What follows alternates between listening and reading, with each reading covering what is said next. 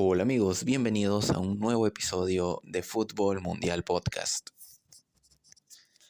Tercer día de competición en este Super Mundial de Clubes y el día de hoy tuvimos solamente 3 partidos. Ayer tuvimos 4, hoy 3, pero mañana nuevamente vamos a tener otros 4 hasta que debuten todos los equipos, que creo que termina el miércoles el debut de todos y se termina la primera fecha.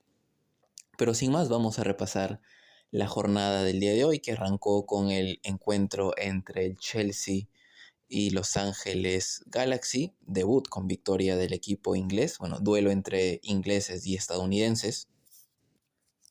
Esta era la primera vez que se enfrentaban equipos de estos dos países en un mundial de clubes. El Chelsea salió con Robert Sánchez en la portería, James, Cucurella, Adarabioyo y Colwill en la defensa, Moisés Caicedo y Lavia en el medio campo, Cole Palmer, Pedro Neto, Nicolas Jackson y Madueke más arriba en el ataque del equipo inglés. Mientras que Los Ángeles salieron con Lloris en la portería, en la defensa Hollingshead, Segura, Long y Palencia, en el mediocampo Tillman, Igor Jesús y Delgado, y en el ataque Bouanga, Evo Bis y Ordaz. En sí, el partido creo que fue como se esperaba, con el Chelsea siendo favorito y la mayor parte del encuentro se desarrolló a favor del Chelsea, que demostró tener mucha mejor calidad que el equipo de Estados Unidos. El Chelsea siempre estuvo tomando la iniciativa del partido. Primero lo intentó con Madueke, que sacó un zurdazo, pero Hugo Lloris, el ex arquero del Tottenham, arquero campeón del mundo, subcampeón del mundo, que ahora está en la MLS, iba a atajar con las piernas. Después el Chelsea siguió intentando, pero no conseguía esa oportunidad para poder meter el primer gol, porque estaban dominando el partido, pero Los Ángeles sí se estaban defendiendo bien a pesar de todo. Luego Cole Palmer iba a intentar un remate que se iba a ir por encima de la portería, y el tan ansiado gol iba a llegar al minuto 34, donde se vio toda la calidad que tiene el Chelsea en su plantilla, y Pedro Neto recibe el balón en el área, termina enganchándose adentro, hace esa pisadita, hace que el defensa se vaya de largo y termina definiendo bien al primer palo de Lloris, poniendo el 1-0 a favor del cuadro de Enzo Maresca. En el segundo tiempo, Los Ángeles Galaxy se la jugaron, metieron a David Martínez, que tuvo una ocasión ahí en el segundo tiempo. También ingresó Giroud, que no estuvo al 100%, igual tiene su edad, pero sí mostró sus pinceladas de calidad, sobre todo esa capacidad que tiene como delantero 9, delantero tanque de área, de resistir el balón, de jugar de espaldas. Se vio un poco la diferencia. Sin embargo, el Chelsea se recuperó rápidamente. Yo les había dicho en la previa que los equipos de Estados Unidos tienen un ritmo muy bajito, a excepción del Seattle Sounders, que ayer demostró todo lo contrario.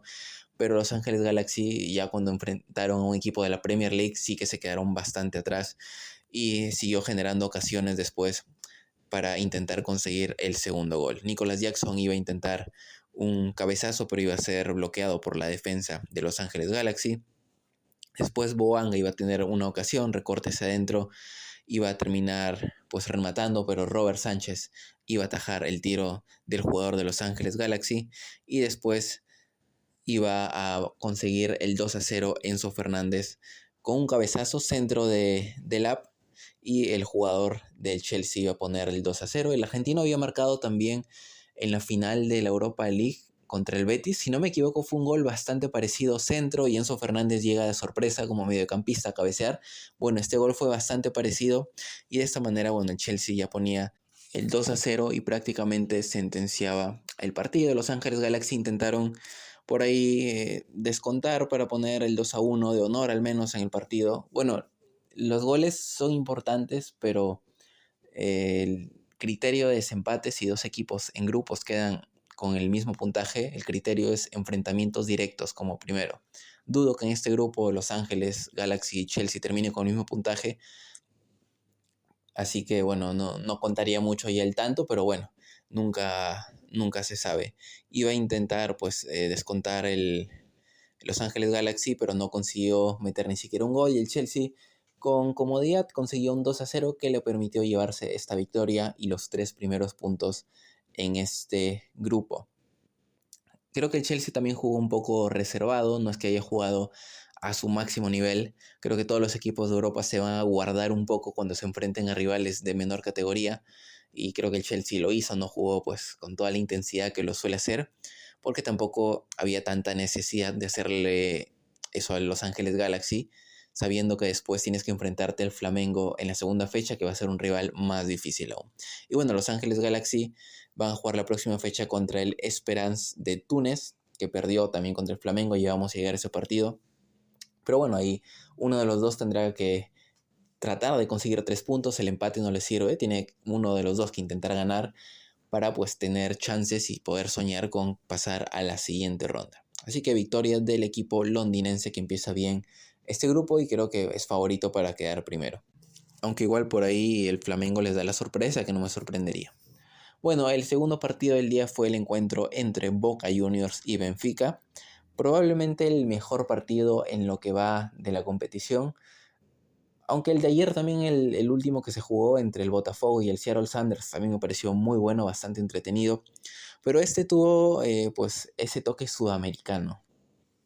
Ese partido físico, bien caliente, con los jugadores encarándose. Por ahí jugadas bastante fuertes que terminaban con tarjetas, incluso una roja hubo, hay peleas en los banquillos, jugadores descontrolados. Tuvo bastante picante este partido. Creo que por ahí los jugadores del Benfica, bueno, tiene un argentino por ahí, portugueses, le entraron al juego de Boca Juniors, que es muy común aquí en el fútbol sudamericano y bueno, en Argentina más, saber cómo descontrolar al rival en el campo, jugarle también psicológicamente, aunque al final el partido terminó en empate. Vamos con las alineaciones. Boca Juniors salió con Marquezín en la portería, en la defensa Advíncula, Figal, Costa y Blanco, en el mediocampo Bataglia, Ander Herrera y Carlos Palacios, y en el ataque Zenón, Miguel Merentiel y Velasco. El Benfica por su parte salió con Trubín en la portería, Álvaro Carreras, Otamendi, Silva y Dal en la defensa. En el mediocampo, Sánchez y Florentino, más arriba Bruma, Aursners y Di María, que está jugando sus últimos partidos con el Benfica porque después se va a ir ya del club portugués, y Pavlidis como delantero centro. Bueno, yo les había dicho en la previa que si Boca intentaba clasificar a la siguiente ronda, este era el partido clave, lo tenía que preparar bien, ese era el rival a vencer. Y al final creo que lo entendió porque Boca hizo un muy buen partido. Lamentablemente se le escapó en los últimos minutos, no pudo sostener la victoria, pero este empate creo que le da bastantes chances de pasar a la siguiente ronda. Y creo que ambos van a depender mucho de su actuación contra el Bayern de Múnich, intentar no perder, al menos empatarles. Y si los dos pierden, pues van a intentar perder por 1-0 o 2-0 porque es probable, es el Bayern de Múnich. Pero como han jugado hoy, creo que pueden darle bastante pelea o complicarle las cosas al cuadro alemán. Y un partido clave, aunque no parezca, va a ser el encuentro contra el Auckland City, de ambos. A ver quién golea más, porque en enfrentamiento directo ya están empatados, así que ahí van a entrar y a tallar los otros criterios de desempate. Y bueno, habrá que ver quién de los dos termina mejor pues esta fase de grupos y pasa como segundo, que creo que está bastante parejo. Yo me esperaba más del Benfica, pero creo que no se esperaba que Boca saliera así, con tanta intensidad, jugándole de igual a igual. Y pues el Benfica es muy bueno en ese tipo de juego de ida y de vuelta, pero Boca supo por momentos también, creo, controlarle el balón y ahí lo complicó un poco al cuadro portugués. Bien, vamos ya con el partido. Al inicio nada más, minuto 20, Ander Herrera, el español que ahora juega en Argentina, tenía que salir por unas molestias e iba a entrar Belmonte. Bueno, el partido empezó con Boca generando ocasiones, Benfica también tuvo algunas por ahí. Al minuto 6, Renato Sánchez remataba por el lado izquierdo, se iba desviado su tiro. Después Di María pues se empezó a mostrar la calidad que tiene a pesar de la veteranía. Sabe cómo controlar los tiempos, cuándo acelerar, cuándo frenar un poco. Iba a mandar un centro para Bruma, que remataba, pero su tiro se iba también fuera del campo, muy cerca del arco de Marquezín, pero fuera después de todo, así que perdía su oportunidad. Y Boca lo iba a sorprender, porque Boca esos primeros minutos peleó bien, estaba con bastante intensidad, pero le estaba costando un poco en el tema del control del balón, porque el Benfica empezó a mover la pelota y pues se acercó con un par de ocasiones. Sin embargo, Boca iba a responder a eso con el primer tanto del partido. Iba a encontrar al minuto 21 un tanto que tal vez no reflejaba lo que estaba ocurriendo en el encuentro, pero al final un gol es un gol y a Boca le sirvió bastante para empezar a tomar ya control de este encuentro. Iba a tener Lautaro Blanco, que recibía un balón de Carlos Palacios, que lo recibió bien, lo bajó, aguantó la presión del jugador del Benfica, se la dejó a Lautaro Blanco, quedó mano a mano contra Florentino, le hizo un caño, jugada de fantasía, y mandó el centro para Merentiel, que bueno, se anticipó a todos los defensas del Benfica que estaban ahí marcándolo, y terminó mandándola de manera cruzada al arco de Trubin para poner el 1-0 en este encuentro. Y Bataglia 6 minutos después, al minuto 27, iba a poner el 2-0 del partido. Cabezazo que ponía el partido ya con 2 goles de ventaja a favor de Boca Juniors. Benfica se empezaba a desesperar porque Boca empezó a controlar el balón, seguía con la intensidad ahí a tope porque como les dije, Boca sabía que este partido era clave si quería clasificar a la siguiente ronda. Y así lo jugó. 2-0.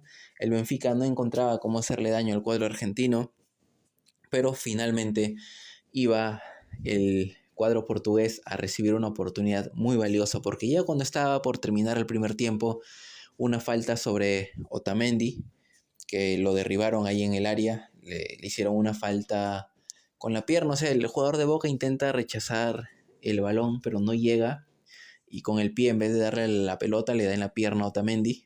Y bueno, lo termina tumbando. El VAR lo llama al árbitro y cobra el penal a favor del cuadro portugués. Y Di María, con toda la clase del mundo, con tranquilidad, espera que Marquesín se lance hacia la izquierda y termina mandando prácticamente un pase a la red de la portería para poner el descuento. 2-1, nos íbamos al descanso.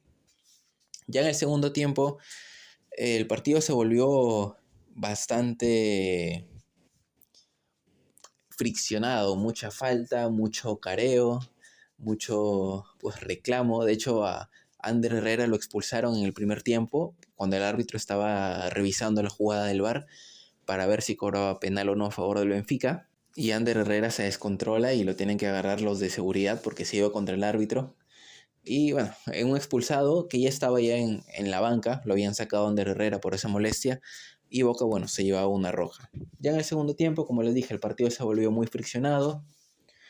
Boca tuvo el balón durante los primeros minutos, parecía que iba a jugar con eso, pero el Benfica poco a poco se fue posicionando mejor, fue pues tirando también de la calidad individual de sus jugadores, sobre todo para tener el balón, porque tampoco encontraba cómo hacerle daño a Boca Juniors. Por ahí un cabezazo de Otamendi desviado que había sido la única ocasión. O sea, el partido se volvió más físico, más sudamericano, digamos. Y parecía aún más difícil que el Benfica remontara, porque iban a expulsar a Belotti, el exjugador del Torino y la Roma, por una pierna alta que le da en la cabeza al jugador de Boca Juniors. Toca el balón, pero luego el pie se le va contra toda la cabeza, así que era una roja clarísima, y lo terminaban expulsando al delantero del Benfica. Benfica se quedaba con 10, pero a pesar de tener 10 jugadores, creo que eso hizo que se empezaran a lanzar más al ataque. Dijeron, ya no tenemos nada que perder. Si perdemos este partido, probablemente nos vamos eliminados en primera ronda y decepcionamos a todos. Así que agarró, empezó a empujar, y en un centro, Otamendi de cabeza ahora sí la iba a embocar en el arco de Marquesín y ponía el 2-2. Por lo tanto, el Benfica empataba con un hombre menos, pero al menos salvaba un punto. Otamendi ahí celebrándole el gol a los hinchas de Boca. Ahí casi se levantan también algunos jugadores del cuadro argentino a Otamendi, pero el árbitro lo controló y el partido quedó ahí. Ya no hubieron más ocasiones porque el gol de Otamendi llega al minuto 84, se quedaban 5 minutos de partido, ya no arriesgaron más y ambos se conformaron con ese empate, un punto en la tabla, y ahora van a tener que definir todo en los otros 2 encuentros restantes, Creo que si alguno de los dos logra no perder contra el Bayern, ya estaría en la siguiente ronda. Vamos a ver. La siguiente fecha Boca juega contra Bayern y Benfica contra Auckland City. Así que veremos cómo les va. Y por último, el partido que cerró el día de hoy, la jornada futbolera del Mundial de Clubes, fue el encuentro entre el Flamengo y el Esperance de Túnez, o Esperance Tunis. Bueno, hay distintos nombres como lo llama la gente, pero Esperance Tunis vamos a decirle el equipo africano. El primer tiempo, pues dominio del Flamengo, como se esperaba, muestran muy buen nivel. Creo que el Flamengo, el Palmeiras pueden ser favoritos de llegar lejos en esta competición. Boca, por lo visto, hoy puede también hacerlo, pero depende si logra clasificar o no en primer lugar, porque está en un grupo complicado. Y River, yo creo que debería también ser el otro sudamericano fuerte que pueda llegar lejos. Depende también cómo le vaya en su debut contra los Urawa Reds, luego también el Dortmund que tiene ahí en el mismo grupo. Pero por ahí creo que pueden dar la sorpresa a ellos. Por lo menos en el nivel que han mostrado Palmeiras y Flamengo, me han convencido bastante. Boca también, pero creo que se desinfló un poco por ahí al final del partido, como les estaba contando en el resumen anterior, pero habrá que ver igual cómo juega contra el Bayern. En fin, el Flamengo creo que hoy también se puso esa chapa de poder ser favorito a llegar lejos en esta competición, ser una de las sorpresas, porque los favoritos para ganar son los europeos. Y en ese encuentro el primer tiempo lo dominó sin mucha presión por parte del Esperance Tunis y se iba a ir ganando al descanso con el gol de Arrascaeta, que está en una buena racha goleadora, y iba a aumentar ahora un tanto más a su marca. Ponía el 1-0 a favor del equipo brasileño, que había generado bastantes ocasiones en la primera mitad, aparte de la del gol. Jugó bastante bien el Flamengo, muy dinámico su juego, que puede hacerle daño así a cualquier rival. Tiene mucha calidad en sus filas el equipo brasileño. Así que el primer tiempo fue mero trámite. El Esperance Tunis se limitó principalmente a defender antes de que le marcaran el 1-0 y después para que no le marcaran más goles. Ya en la segunda mitad el equipo africano salió un poco mejor a intentar salir más por ahí, generar algún contraataque o algo que le pudiera dar la esperanza de empatar el partido. Sin embargo, al minuto 53 Pedro iba a tener la oportunidad de poner el 2-0, pero el arquero del Esperance Tunis se mandó un atajadón. No sé cómo llegó a ese balón, porque en un momento lo veías ya en el palo derecho y cuando ya parecía que no había nada que impidiera el gol, iba a aparecer ahí estirando los brazos para evitar el tanto del jugador del Flamengo. Después iba a tener alguna ocasión el Esperance de Tunis, donde Youssef Belaili iba a rematar, pero Rossi iba a poner la pierna para evitar el tanto del jugador del equipo africano. Pero el Flamengo, con la calidad que tiene, se recuperó y pues iba a conseguir el segundo tanto. Luis Araujo, que había dado la asistencia en el primer tanto, un buen pase para que Arrascaeta pusiera el 1-0. Ahora él mismo iba a ser el encargado de poner el segundo tanto a favor del Flamengo, 2-0. También creo que el Flamengo se controló un poco en este grupo de no gastar todas sus energías, así como el Chelsea lo hizo contra Los Ángeles Galaxy. Aquí creo que el Flamengo también no mostró todas sus cartas, puso lo mejor que tenía, pero dijeron, bueno, vamos a ir con calma, no nos exaltemos, no nos desgastemos, sobre todo porque el próximo partido va a ser muy intenso entre el Chelsea y el Flamengo, va a valer la pena verlo. Así que ambos se guardaron sus cartas el día de hoy para que probablemente en el segundo encuentro que van a disputar ambos se definan quién va a clasificar como primero de grupo. Pero el Flamengo ha dejado buenas impresiones en este debut en el Mundial de Clubes. Ay, me olvidé de repasar las alineaciones, disculpen. Vamos rápido sobre este partido, aunque ya repasamos cómo quedó el resultado, vamos con las alineaciones. El Flamengo salió con Rossi en la portería, en la defensa Varela, Leo Ortiz, Leo Pereira y Ayrton Lucas.